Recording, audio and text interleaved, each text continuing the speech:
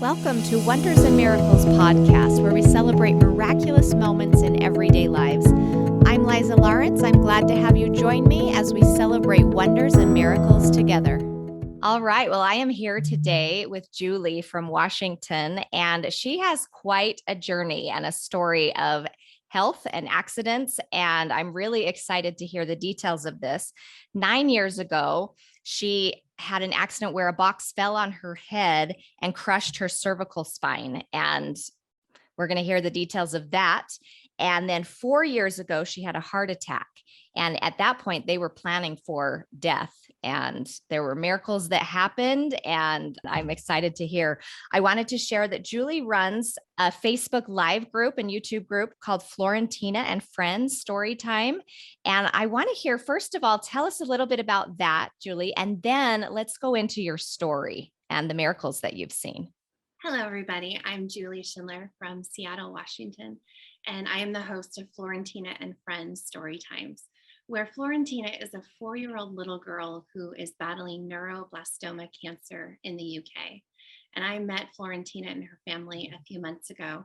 And meeting Florentina, we realized not only does she need help raising the funds to get her here to New York, and if you are a child that's battling neuroblastoma cancer, the only available treatment for you is here in the US. And it is the bivalent vaccine. And it gives the neuroblastoma patients a 90% chance of life. And right now, Florentina is only at 40%. So we needed to raise her spirits because she was still struggling with her feeding tube and struggling with just energy. So we created Florentina and Friends Story Times, and we get to meet Florentina every Tuesday and Thursday night. We've been at it a month now, so we have 8 stories under our belt. And she brings me so much joy and really gives me a purpose to my pillow because I only get 4 standing hours a day. And so I use those to connect and to raise the vibrations of Florentina and also get neuroblastoma awareness out there to the world. That's amazing. I think that would be a very satisfying project to be involved with. And right now you're trying to raise 250,000 pounds to help with her treatment, right? And we are 50% there. So that's amazing. 50% through her frontline treatments. And we have about 6 months more that we're going to supporting Florentina through all of her trips. And I think there's a total of 7 that she'll be taking here to New York to receive her vaccine. So every week, if you are an author out there who would like to read your story on Florentina and Friends, we have our January calendar wide open, and we're opening up February really soon. So Sarah McCammon, which is your niece, she was one of our very first authors that came on to read A Trash Can's Christmas, which is her newly published book back in September. And what makes Sarah's book so special to my journey is that the philosophy for me is that we all have a trash can. And in this trash can of life, we hold the things that we may not know how to deal with. And so for me, my trash can started really young. And I started filling up my trash can with traumas and insecurities and anything in my life that I didn't know how to deal with, I would put in there. And so at 4 years old, when my parents got divorced, that really started my trauma. And then I had sexual abuse and I had a lot of other things that were just going in there. And by 11, it was pretty full. And there was a suicide attempt in there. And there was a lot of bullying. And by 16, my trash can was so full, I didn't know what to do with it. I didn't know how to seek the help for myself. I wasn't finding it in my community or through my family. And so together, we just kind of created a pact. It was my inner child, really, and myself. And at 16, we had a pregnancy and we had a loss. And we did it silently because we didn't know how to get help. And so it was in those moments of despair that I climbed in my trash can for a lot of years and I sealed it up. We decided that everything in it wasn't our fault. and we didn't know how to deal with it. So until we did, it was going to be sealed away and tucked away nicely in the closet, and we'd come back to it. After that, I met my husband on a blind date when I was 17. And at 17, I stood in front of a judge and I asked to be emancipated from my family. And we took that journey alone. So 17, I was living on my own. I still had a year of high school left. And so we decided we were going to do it all. And this new trash can, we colored, it was beautifully decorated. And I started my career with Nordstrom at 19, a week out of high school. And so this trash can got beautiful colors and clothes and cars and cash. And it was fantastic. By 25, I had 2 children under the age of 5. And I had stepped into my career, and it was a beautiful career. In one of the moments at 28, I was given the keys to my very first Nordstrom store, where I got to lead a team, and servant leadership it melted my heart. So it was my dream job with my dream company in my dream career. And I learned how to dig in my trash can as a leader. How I learned to dig in my trash can, and that I still use to this day, is that we can only affect 3 things: the people that we hire as a leader, is the people that you hire, the products that you put out, and the environment that you create around you. And that is what you as a leader ultimately affect, is how do you create connections with your customers and with your team members. It took me about 10 years to realize that I still didn't know how to take care of my own trash can. As a leader, I had never sat on a yoga mat. I had never meditated. I didn't pick up a single book that wasn't leadership. I hadn't read a book in over 10 years. And so about 15 years into my career, there were these moments that just kept happening to my family. My son had a back surgery at 13, and he had these moments where I needed to be present in my life. And those miracle moments for me were, you are here, you're present, and you need to make a change. And it was I was 36 and I left my career. I took a year off. I walked away from retail, had a holiday. And if you work retail, you know that you don't get a holiday off. And so it was my first year in 15 years that we traveled, and we took a cruise for Christmas, and we got to spend time as a family. And in that year, I learned meditation, and I learned how to create recipes that were healthy for my family. We did P90X together as a family. We got healthy, and everything was going exactly as planned. I had found a new job that would have me traveling around the world. And I was so excited a year later to step into this role. It was with a coffee company, and it was an international coffee company. And they set me into a store that was near my home so I could learn the coffee industry. And I was going to be there for 5 days. And third day on the job, I was filling a bucket at a sink in the back room. And there was another employee who was gathering some boxes off a shelf behind me. And we didn't realize that there was one extra box that was just tucked up all the way at the very top. And when she pulled the box down, it fell and it landed on the top of my head, crushing my entire cervical spine.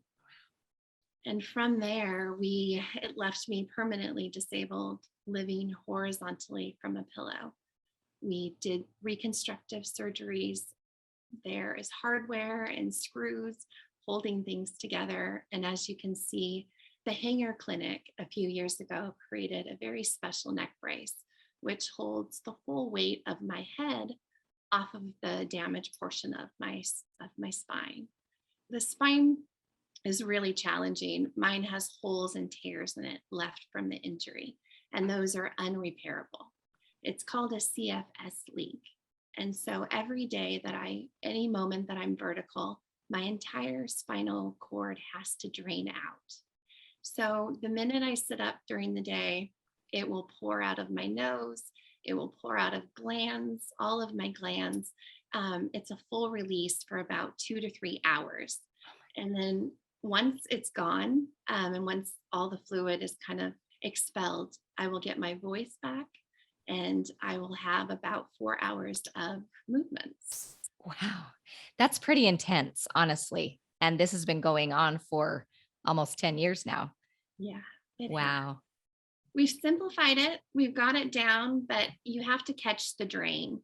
So I have these stacks of love rags, and they're just literally t-shirts that my husband, his white t-shirts that, when they get the stain on it and you don't know what to do, we just started cutting them up and we use them every day. We go through about a stack about this big just to catch the drain. And then it's just a cycle. We wash them. And it's just, it's part of life now, I guess. That really is an amazing thing to endure and to have it be your new reality. Like, this is just what we do now. It is. When it first happened, what was your mindset? Did you get depressed? Was it a very difficult time for you? Yeah. And then over this 9 years, the dark moments, there are pity parties for one, which are okay, as long as you don't stay there. And there were years in this 9 years that were very dark. For the first 5 years, I went back to being super mom. I really tried it all. I was 8 months on physical therapy, 3 days a week for both my hand and my neck. I lost all the feelings to my hands, mostly my right. And so there was a lot of physical therapy that we had to get back to learn how to swallow and move my neck again. And I thought after that 8 months that I could do it again. And I was back trying to do a couch to 5K, but I couldn't get more than 4 hours. So regardless of what I tried, I would get 4 hours and then I would pass out from pain. And what we found now is through the process, if I push it, I will be in the hospital. Wow. And if I push the energy and push past those 4 hours, I don't get more. We're down to the minimum at this point. I have more energy now in the last 4 years than I had before. With this injury, when you stand and the pressure builds, you'll hear a ton of pops and pressure release from my throat. When those pressures reach a certain level and you live in chronic pain, your body can only handle so much. And so my body passes out from pain. And I will be here 1 minute and gone the next. And I have a few triggers that will tell me get to a pillow quickly, or I will end up just passing out where I sit. I know that there are millions of people who live with disabilities, and there are a huge group who live horizontally, who never get out of bed. And so through this journey, there were moments where I didn't get out of bed. It was by choice. It was my choice. It was dark and it's a Groundhog's Day every day, right? So when you live like this, not much different changes. You still have the same course of physical, chronic pain and everything that comes with it. You have to decide how you change your day and the course of your day. You get to decide if you get to see color today. And that has changed. The course of my life changed about 4 years ago when I was forced awake. It was a forced awakening for me. I knew that my body was shutting down. I knew that my organs were not handling the pain. My father-in-law passed away in December 4 years ago, right after Christmas. And that was the moment for me where life completely changed. And I knew I had gifts in ways of connecting with others that I hadn't quite utilized yet. And it wasn't until my father-in-law passed away where I was shaken awake, saying that these gifts need to be shared and you need to help your family through this. And when he passed away, there was no direction to a will. We could find nothing. And he was a World War II vet. So can you imagine his house and where he would hide his most prized, valuable possessions? I mean, it was in a toolbox for one thing. We found a few other things in a game closet. But it was through this gift and through God that I was able to show my family and connect to him and guide us through the grief and the loss. And we were able to find every document we needed. We were able to find every special memento that he had placed somewhere hidden. And it was through just that guidance. And I knew that in that moment, he left so I could be here to give back. And 3 months later, I had a heart attack. And until that moment, I hadn't seen my own trash can like we talked about. And when this box fell on my head, it spilled out my entire life around me. But I didn't have the goggles to see it yet. And it was in those moments of death and despair and grief and losing my own life that I saw color for the first time. And it was these bright, bold colors. It's so hard to explain, but it was in the moments where we had to call in our legal team and I had to hand over my power of attorney. I signed a DNR because I knew that it was to save pain, that if anything was to happen from this moment forward, I was okay with leaving. I just wasn't okay with the pain that I would be leaving behind. But the reality of that DNR, and I can say it now, is that was my suicide ticket because I just didn't know if I could do this anymore. And after my heart attack, I was placed on end of life care. I would have to be drugged, drunk, or stoned just to be able to eat. For 6 months, I was medically pretty much induced in sedation that my family would have to make sure all of my meds were on a schedule, what I had to take, when I had to take it. Everything has been, all of my food has been made for me since my heart attack. Life had to change. And there were moments of clarity throughout the drug haze that I started writing my eulogy because I didn't want to leave that for my family. And in writing that, I had a message that said, don't wait, tell them now. And it was so strong and so powerful that I did. I told every single person in my family of how much the gratitude that they had for me. And the eulogy really was just complete gratitude of our life. And if you haven't had a chance to write your own eulogy, I do encourage you to do it. And I encourage you to do it while you are healthy and living, not waiting for those dark moments to happen, because you see so much love and light in your life. And so I put my eulogy out there publicly on Facebook. It was a thank you to my life and to everyone in it. And then I personally went back to specific people that mattered, that really made a difference. And since then, the challenges, I guess I thought I was done. I thought I'm meditating, I'm on this path, I'm there, right? I'm getting there. And life has other plans. I'm starting to lose my ability to chew and swallow. In March of 2020, still on palliative care, and the world was shutting down.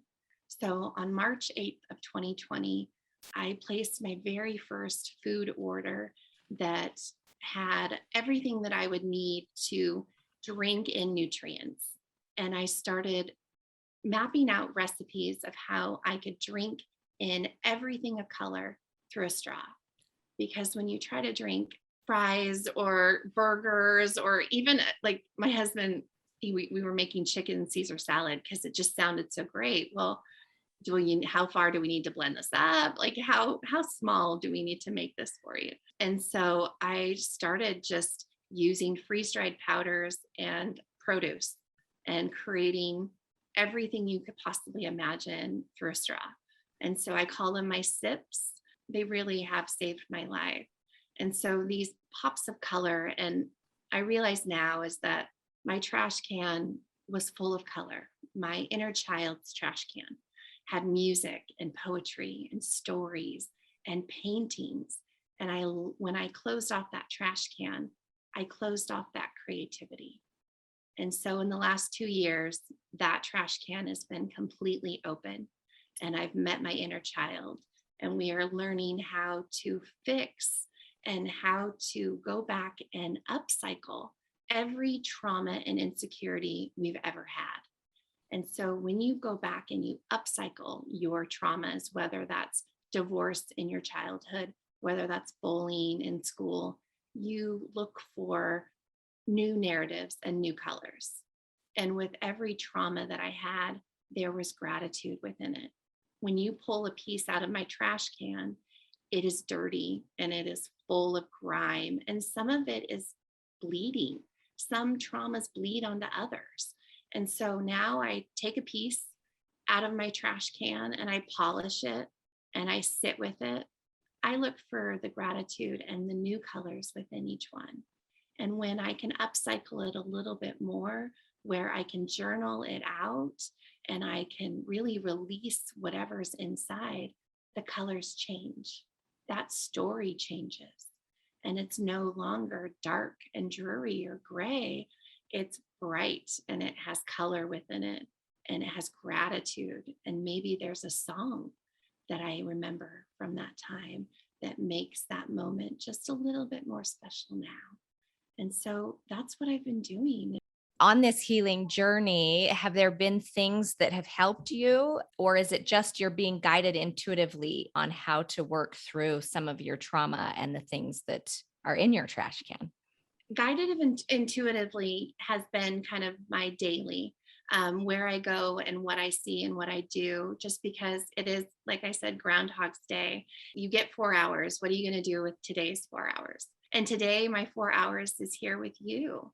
So I get to decide where that time goes. But I do have some tricks. So for me, it's called GET. It's my GET, GET, and it's gratitude elevates truth. So when you have gratitude, it elevates where you are, the truth of your life and the truth of your statement. And where if you want to stand in your truth, you need to get grateful. And so my GET is gratitude elevates truth. But that GET follows me. I have to get up in the morning, right? I have to do the drain, or I won't have a voice. I won't be able to eat. I won't be able to be with my family. So I have to get up. I have to get over it. I have to get over the pain. I have to get over the situation. We are 95% emotions. And for us to flow emotions through us, the only way to change that and affect it is through water. So if you are going through anxiety, if you're going through anything, first thing I do is grab the water and understand what I'm feeling, how I'm feeling, and how do I get through it. And by drinking the water, I know that I can quickly move those emotions through me, because we are 80% water. So there is a quick correlation with that. But I have to find ways to get myself in tune. And so I jam it out. My jam is journaling, affirmations, music, meditation. The M&Ms of the jam kind of go on forever, because there are so many different ways that you can get movement, and you can get meditation, and you can get music into you. And it really changes the color of your day. Did someone teach you these things, or did you come up with these? Yeah, no, these are all mine. These are amazing. Yeah, these are just things that I needed. The Gratitude Elevates Truth really came in 2020. And that is where I needed to understand and really to live in chronic pain and to color pain. And that's what I do now, is that every day I start in red. Pain for me is red, and it is hard and it hurts and it's hard to see past. And then when you bring in gratitude, it changes the color. So some of my gratitude is just being able to brush my teeth, which is the most painful act of service and self-love that I can provide in a day. So brushing your teeth, for those of us who do it on the normal, right? You don't think about it. You don't add thought to it. It's just what you do. And now changing that act to a self-love and service of myself, knowing that that's the most painful task of the day, has changed how I look at everything we do. Every task that we do, if you do it with purpose, it tends to change your view of it, I guess. That's really, really powerful. And I think you have such a unique opportunity to teach people this, actually, because of your experience and your life. And I love this. I really do. I'm like, I'm going to implement all these things into my life. When you had your heart attack and that moment, also the grieving with your father-in-law passing, did you actually have like a near-death experience, or did you just go through a very close to death kind of experience? Yeah, it was really close to death. We had signed the papers for the DNR and the power of attorney. I had already been in the hospital about the day before, maybe 48 hours earlier, and they had sent me home and labeled me a drug seeker. Oh, And that was interesting. really difficult because when it was prior to palliative care, and it was prior to where the team and the surgeon said, here's your plan of treatment, we were doing everything we could on our own. And it was, if it wasn't the opiates, then we would layer on alcohol for pain.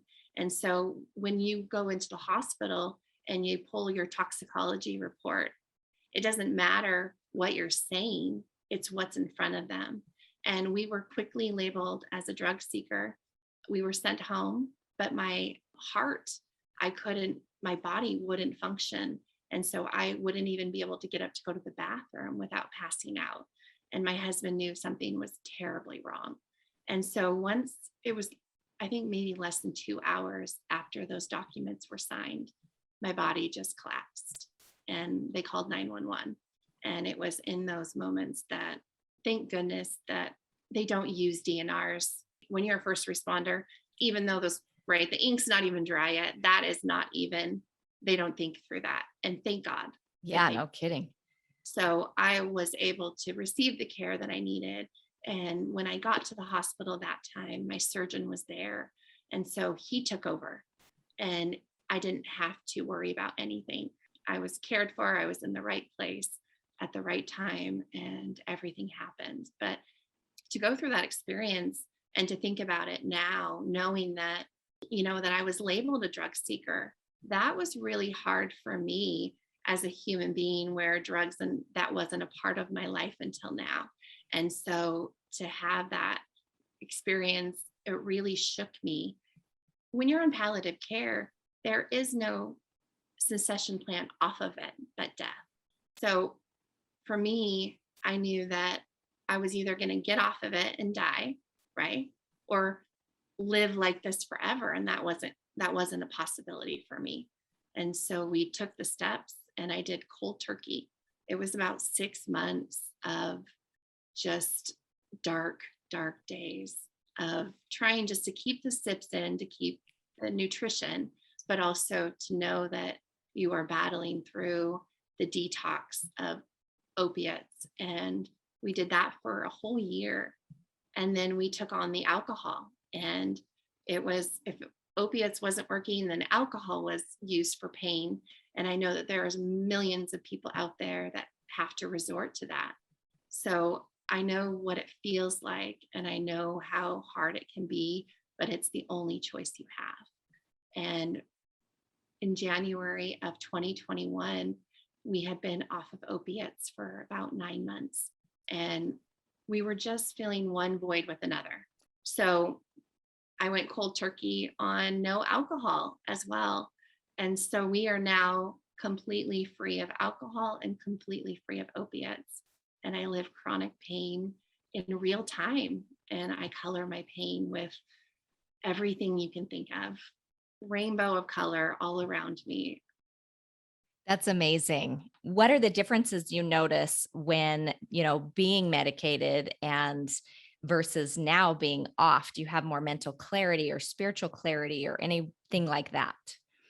Yeah, I think that that's removing the alcohol and really stepping away from anything that changes your mental capacity and changes your mental energy, I guess, how to explain it. Once I removed the clutter and once that clutter was taken away, that's when all of my connections spiritually started to fulfill. And it was just these energy beams and strings of connection to past lives and to past family and to past trauma and to ways that I can help heal myself and also anyone who's around me. And it was in those moments of where I created the get list, and it was that clarity that drives me every single day. The clarity allows me to see color.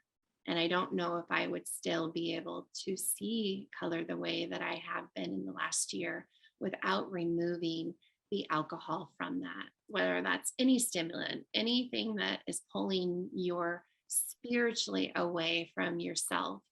That is what you have to eliminate or find a way to use it in a positive way. So you keep mentioning color. I'm just curious, do you literally see like energies of color at this point? And did that open up with the heart attack or just within this last little while? Because you mentioned it even when your father-in-law had passed. Yeah, it was really in that awakening that these pops of color that were coming through, and they are bright and vibrant, and it is like the rainbow on steroids. And if you could step into any rainbow color and it exudes from every pore, that's kind of how I feel about color.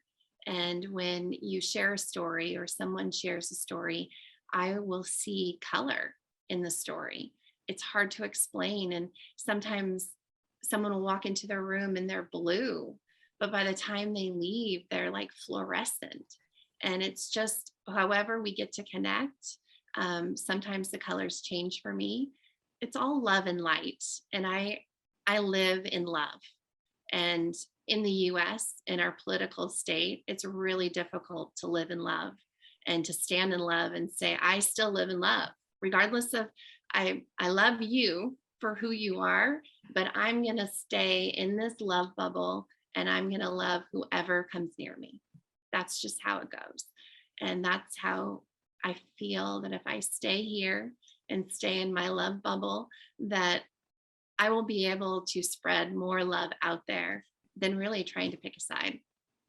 I love that. I believe that as well. It kind of reminds me of there was an experiment done with some monks in Jerusalem. Actually, I can't remember the year, but they placed them in Jerusalem where there was high conflict that year, and they would meditate. And they just stayed in a state of meditation, not interacting really with anyone. And they watched the conflict go down. And I just think there's so much power when we are just being in that vibration of love and the energy of love. It will emanate around us. Well, we all have that family member who doesn't live in love, or maybe their love has a little bit more jagged edges. But I know that if I am within 3 feet of them, right? If I know that if I can get my gratitude within 3 feet of them, even if it's just me reciting all the gratitude that I have for them, it will reach them. When it comes to color, it really didn't come until life had to die, in a sense, for me to live a new life and to create this life around me. And before it would be very void of color. It would be very, what is true, what is right, let's take the high road, right? As long as we focus on accountability and responsibility, not in blame and fault, that's where I kind of stayed. And it's not until this where I can see the bigger picture and to be able to hopefully help others see it too. Well, and I think that's where maybe your work and your purpose has shifted where you are now taking on projects, it sounds like, to help others and give them hope in life, really, and to see it differently. 8 months ago, I had to find a new purpose to my pillow, and I had done the healing. And in April, I found it's an audio only app, and it's called Clubhouse. I get to do it from my pillow. No one sees you. It's literally just your voice on a mic, and you're talking to hearts around the world. And when I found this app in April, it really gave me a purpose to my pillow. But on Clubhouse, there is a club. It's called Feargiveness. My journey, this whole journey is feargiveness. And that is, for me, is the fear of forgiving myself.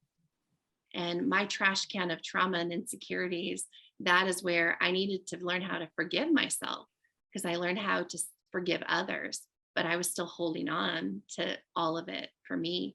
And so this forgiveness journey has created a club on Clubhouse.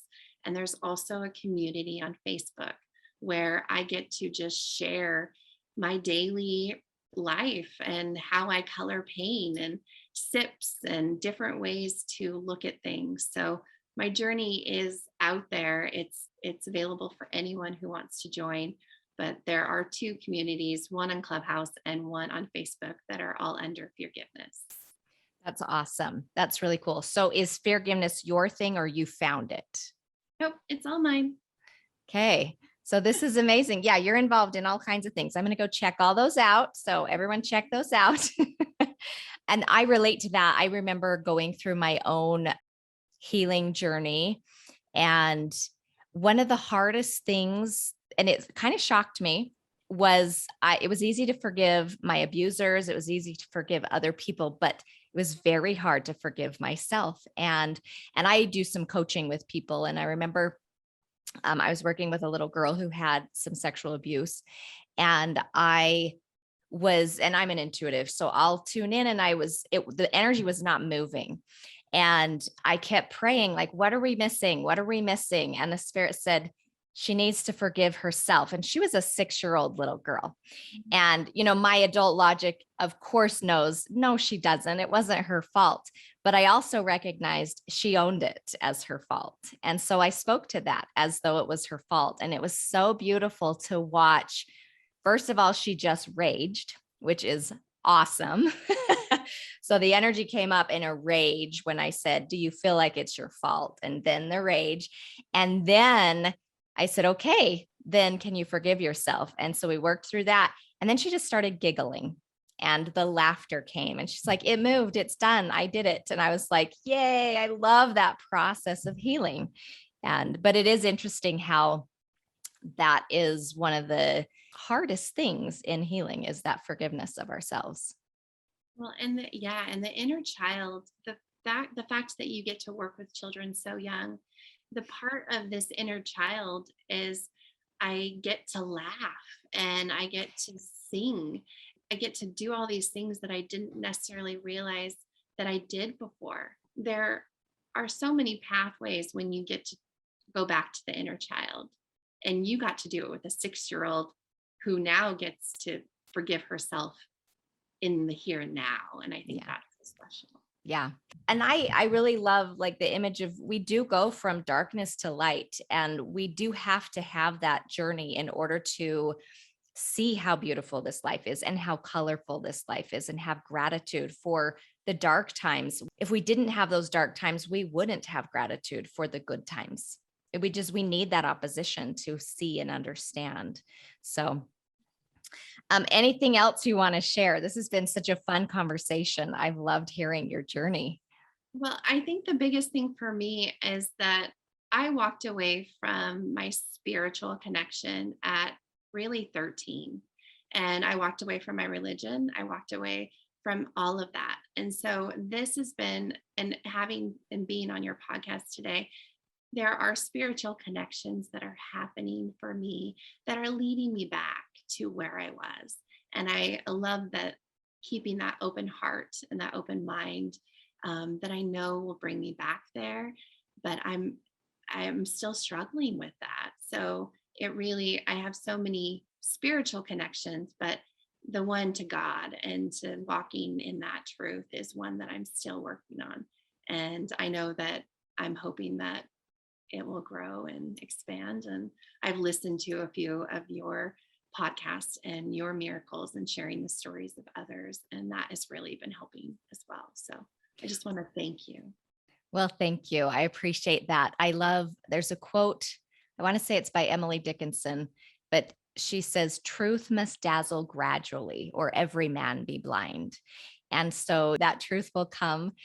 I'm excited that you're facing that journey. You're coming into it. And I just had another guest share this thought, which really made an impact, that God helps us discover him. And sometimes we will shut that door and say, I don't want to look there for a long time. And then we come back to it. And he continues to help us discover him in gentle, beautiful ways for us. What I realize is he's always there, and he might be pushing one more thing in front of you versus that you'll connect to, and until he's ready to step forward. And I really do. I feel guided in every day and in every color that I get to see through everyone's spirits. Well, I love that. Well, thank you. It's been a pleasure having you on, and I'm just honored to hear all the things that you've been through and the things that you've learned and that you're now doing. So tell us once again, where can we find Florentina and Friends, and then any of the other things you're involved with?